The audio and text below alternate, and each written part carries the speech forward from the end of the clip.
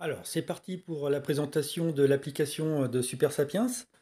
Donc ici, j'ai installé le biocapteur. Donc on était mercredi soir. Mercredi soir et il lui faut environ, enfin c'est pas environ, il lui faut 1 heure pour qu'il fasse une première analyse, une première détection de la glycémie. Donc pendant 1 heure, le chiffre que vous voyez ici en direct, il ne s'affiche pas. Il y aura deux petits traits, et, c'est normal. Il fait une première analyse. Donc ensuite, ça va commencer à s'afficher et les données vont commencer à être récoltées en live. Donc ensuite, là, ce qu'on voyait en bleu foncé, c'est bah, le temps de sommeil. Donc si je tape dessus, j'ai le détail de ma glycémie pendant mon sommeil. Donc on voit que, par exemple ici, 87% du temps, je suis resté dans la zone de, de récupération, la zone normale, on va dire, et le reste du temps, là, je suis descendu très bas, vers 7 heures du matin environ. Et ce qui est intéressant de voir, c'est qu'avant mon réveil, j'ai déjà un indice glycémique qui commence déjà à réaugmenter. Donc là, je me suis réveillé, je suis allé aux toilettes. C'est peut-être pour ça d'ailleurs qu'il y a eu un pic, hein. Ça se trouve, c'est ce qui m'a fait réveiller. On peut mettre des balises pour ensuite retrouver et comparer des événements. Une petite remarque, si besoin. Je reviens en arrière. Juste après, ici, j'ai fait un test de variabilité cardiaque. Donc ici, par exemple, il y a un petit inconvénient, c'est que si vous créez une activité, donc l'activité, ici, il faut appuyer en haut à droite sur événements. Et comme il n'y a pas variabilité cardiaque, j'ai cliqué sur autre. Donc en créant ça, vous n'avez pas le choix, vous devez mettre 15 minutes. Même si le test n'a duré que 5 minutes, j'ai pas eu le choix, il a fallu que je mette ça 15 minutes. Donc ça, c'est un petit inconvénient, mais bon, c'est pas très grave. On voit qu'au début du test, comme je me suis réallongé, le cœur a baissé, donc j'avais moins besoin d'énergie, donc la glycémie a un petit peu baissé. Et sur la fin, je me suis remis debout. Donc là, on voit bien que moi, par rapport à mes activités de la vie de tous les jours, quoi que je fasse, la glycémie s'adapte. Toujours en restant dans la zone bleue, ça aussi, on verra, c'est paramétrable. Donc ici, on a la glycémie, le glucose moyen, la stabilité. La stabilité, c'est le point haut et le point bas de la glycémie. Donc là, ça mesure que j'ai des variabilités de 15 milligrammes par décilitre, ce qui est correct, hein, de toute façon. Ça, c'est le nombre de rushs. Les rushs, c'est quand il y a un pic qui dépasse la zone bleue. Il vous demande de l'expliquer, ce qui peut être intéressant de faire l'inventaire. Donc voilà, ça c'est le temps de sommeil, etc. Et là, ici, il y a des graphiques qui, eux, ont besoin de plusieurs heures, 12 heures apparemment, ou 24 heures, je ne sais plus.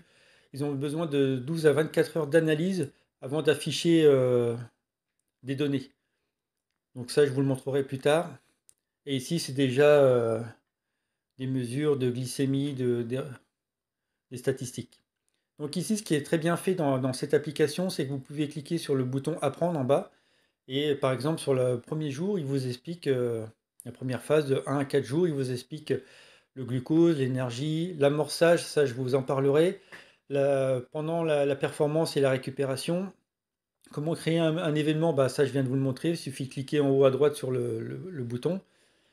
Sinon, vous pouvez relier l'application à Garmin, ce qui fait que quand vous créez, vous appuyez sur le bouton d'activité sur Garmin, automatiquement ensuite ça va dans Super Sapiens, et là donc vous n'avez plus besoin de créer d'événements.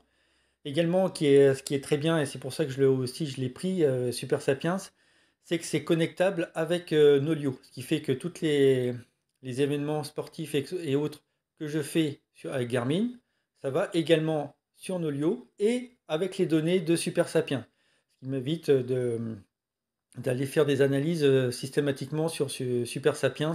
Tout est centralisé sur Nolio et ça, c'est vraiment quelque chose de très important et de très intéressant. Donc ici, voilà, il vous explique un petit peu sur la première phase de 1 à 4 jours, il vous explique les bases. Moi, je clique pas dessus pour que quand même vous laisser la surprise de lire ce qu'ils disent. Mais en tout cas, je reviendrai dessus sur certaines choses pour le paramétrage des zones.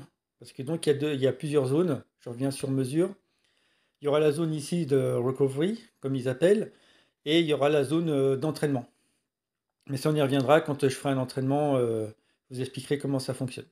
Donc voilà déjà pour un petit début de présentation de ça. Et donc ici, là, je vais pas. Ah bah tiens, je vais le créer.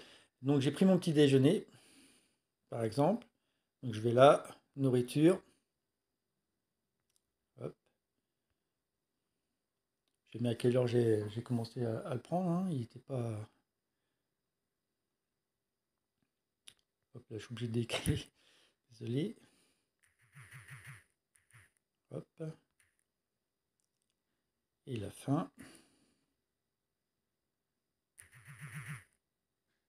Voilà. Donc là, voilà. En gros, là, je peux déjà vous expliquer ce qu'est l'amorçage. L'amorçage, c'est que j'ai pris un petit déj, ici, avec un café, un thé et un smoothie. Le smoothie, bon, bah ça, je pourrais vous en parler également. Et j'ai en gros, mon organisme a mis environ 15 minutes pour comprendre qu'il y avait quelque chose qui était tombé dans l'estomac et pour le digérer. Ça, c'est l'amorçage. J'ai mis 15 minutes à amorcer et à comprendre qu'il y avait quelque chose dans l'estomac. Donc ça, c'est quelque chose, c'est une donnée qui est importante. J'y reviendrai également de plus en détail. Pour commencer un entraînement ou pour une compétition, c'est important de connaître son temps d'amorçage. Allez, bah, je vous dis à bientôt pour une prochaine vidéo pour vous parler de Super Sapiens.